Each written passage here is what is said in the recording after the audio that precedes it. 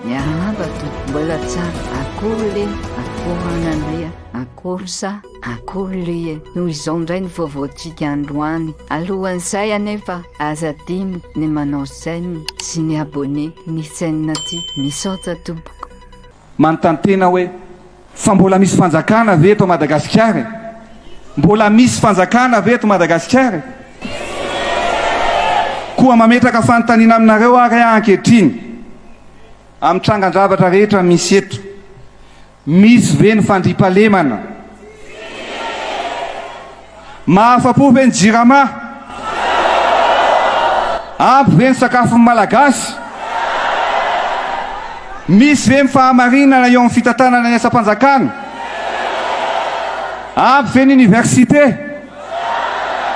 Misy asa ve ny tanora? Ampy ve ny sekoly?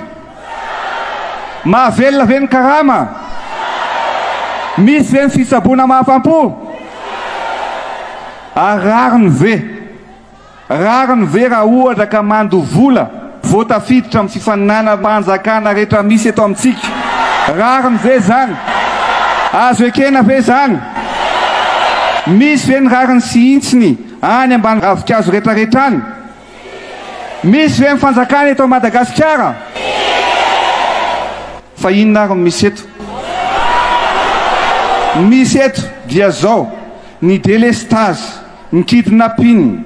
Sady zany amin'ny andro atoandro be nanarary zao ny kidnapping. Ny zavatra misy eto dia mifalafosa amin'ny fiainana koa.